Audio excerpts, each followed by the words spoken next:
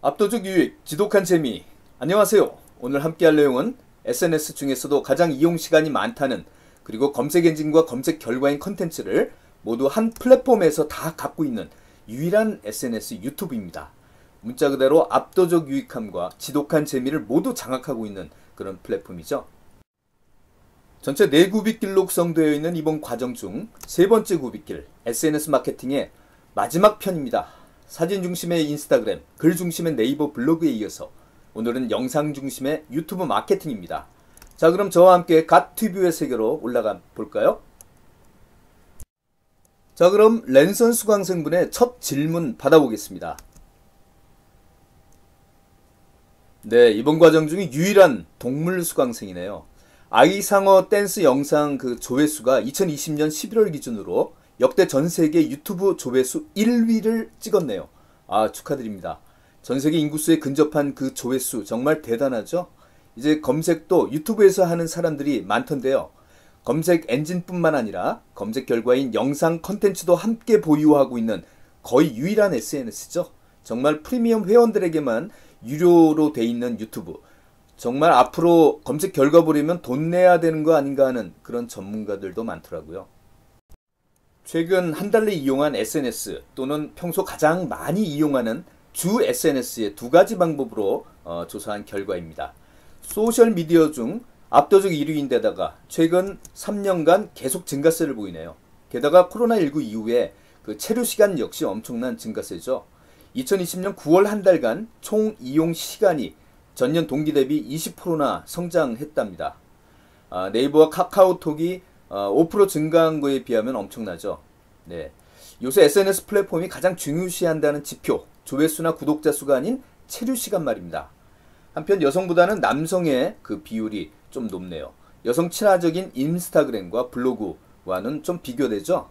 네. 연령대별로는 어떨까요? 10대와 20대 Z세대가 압도적으로 많고, 그 이후에 이제 연령대가 높아짐에 따라 점차 그 이용률은 낮아지는 그런 추세를 보이네요. 그럼에도 역시 50대를 봐도 35%는 압도적으로 유튜브를 주 이용한다고 응답이 되어 있습니다. 이렇게 국내 검색 엔진 시장까지 넘볼 것을 예상한 네이버 역시 2015년부터 이 동영상 서비스, 소위 네이버 TV 서비스로 맞대응을 했죠. 그러나 결과는 참담한 수준입니다. 이미 동영상 서비스 시장에서 유튜브의 점유율은 80%가 넘었다고 하는데요. 네이버 TV가 실패한 이유는 접근성이라고 생각합니다. 유튜브는 누구나 채널을 만들어 영상을 올리는 반면에 초기 네이버 TV의 채널을 개설하려면 300명 이상의 구독자가 있어야 한다는 점, 그리고 기타 여러가지 부대 조건도 충족해야 한다는 제약 조건이 따랐죠. 무엇보다도 이용자층이 국내에 한정되어 있다는 점이 빅데이터 싸움에서 일단 밀리고 보는 거죠. 현재 많은 기업들이 미래 소비층으로 미리 선점하려고 아주 치열한 투쟁을 벌이는 계층이 있죠. 바로 밀레니얼 세대와 G세대, 10대에서 30대까지 말입니다. 이 층들이 가장 많이 보는 압권의 채널은 역시 유튜브다라는 그런 관점에서 굉장히 강점이 있는 채널이죠.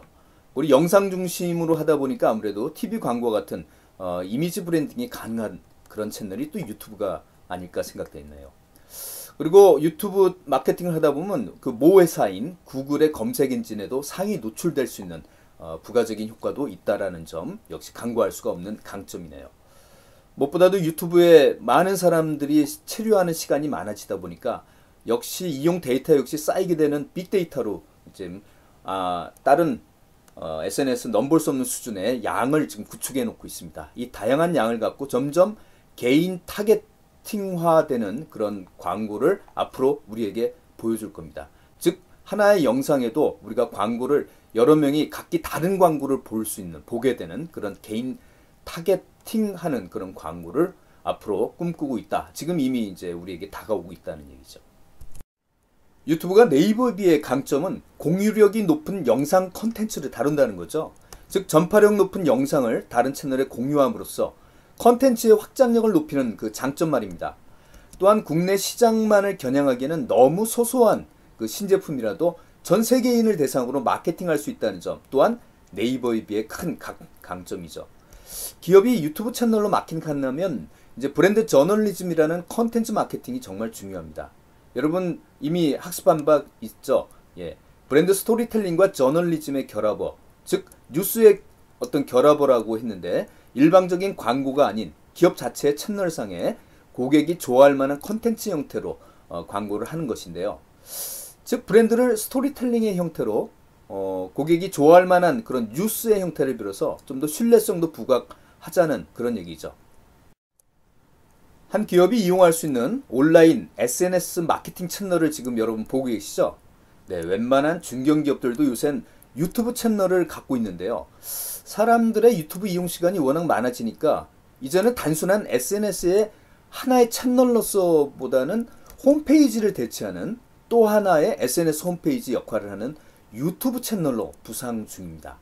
왜냐하면 점점 많은 사람들이 네이버 검색보다는 유튜브 검색을 쳐서 우리 기업으로 들어오니까 우리 기업에 들어왔을 때 보이는 홈페이지가 하나 있어야 되겠죠. 기업 유튜브 채널로서 컨텐츠 마케팅 수준의 채널을 하나 꼽아볼까요? 즉 재밌고 참신한 그런 뉴스 형태의 브랜드 저널리즘을 지향하는 채널 말입니다. 10대들의 전폭적인 지지를 받고 있는 온라인 패션 커머스 기업 무신사의 유튜브 채널입니다. 구독자 수가 19만 명을 넘어섰네요. 최신 유행하는 패션 트렌드와 소식을 흥미롭게 만들어서 고객과의 관계를 끈끈하게 유지하고자 하는 그런 전형적인 브랜드 채널. 그 냄새가 좀 느껴지시나요? 네. 한 기업의 유튜브 마케팅은 크게 보면 두 가지 유형이 있습니다. 브랜딩 목적으로 채널을 개설하여서 컨텐츠 마케팅을 하는 방법과 타겟 영상에 유튜브 광고하는 그런 방법 두 가지죠. 네, 사실 많은 기업들이 홈페이지 만드는 것처럼 유튜브 채널은 만들었지만 효과적으로 이용하는 경우는 드뭅니다. 5년 후에 채널의 모습이나 궁극적인 어떤 목적의식을 갖고 운영하고 있지 않기 때문이죠. 사실 영상 컨텐츠라는 유튜브 채널 성격 자체는 브랜딩 목적이 더 맞는 거죠. 네, 현실적으로 유튜브 광고 집행은 갈수록 높아지고 있지만 그리고 유튜브 광고비도 따라서 급상승되고 있지만 그 광고 효과는 아직 문제가 있다는 거죠. 왜냐고요? 아마 여러분이 잘 아실 텐데요. 영상 나올 때마다 일일이 보시나요? 제가 방금 사람들이 유튜브 광고를 잘 안 보고 따라서 광고 효과가 생각보다 높지 않다는 그런 말씀 드렸는데요. 지금 보시는 그림이 이를 얘기해주고 있지 않나요? 예, 동영상 컨텐츠 이용량은 늘어났지만 컨텐츠 앞에 붙는 그런 광고를 클릭한 경험자는 오히려 줄어들고 있다라는 추세입니다. 광고 클릭했다는 이유 2순위로 나오는 게 재밌죠? 실수로 잘못 클릭했다니요. 예. 요새 MZ세대가 그렇습니다. TV 광고 보는 것보다 모바일상에 광고 보는 것이 더 싫다고까지 얘기를 하죠. 이는 해당 영상 시청자들을 웬만큼 타겟팅하지 않고서는 해결될 문제가 아닐 것이다라는 그런 내용을 반증해 주네요. 그럼 유튜브 광고 효과가 안 나는 이유를 좀 더 들여다볼까요? 네, 첫 번째는 유튜브 프리미엄 회원 아니신 분들이 유튜브 영상 클릭한 직후에 제일 먼저 찾는 지점이 어디신가요? 네, 5초 스킵 아닌가요? 맞죠? 네. 둘째는 유튜브 컨텐츠는 다른 SNS에 비해서 매우 자극적인 영상들이라서 광고도 웬만큼 자극적이지 않으면 안 보게 된다는 거죠. 네. 세 번째는 개인 맞춤화되어 시청되는 영상이라면 광고 역시 개인별로 다 다르게 보여줘야 되는 그런 맞춤화를 해야 되는 거 아닌가요? 개인 맞춤화 말이죠. 아직은 여러 사람이 동일한 광고를 보는 것이라서 궁극적으로는 개인별로 다 다른 그런 맞춤화 광고가 곧 나올 듯 하네요. 네 번째 이유는 대부분 작은 화면의 스마트폰 시청자라는 점, 이 역시 광고까지 보기에는 무리가 따른다는 거죠. 사실 기업이 유튜브 광고 할 때에도 브랜딩 목적과 퍼포먼스 목적이 있을 텐데요.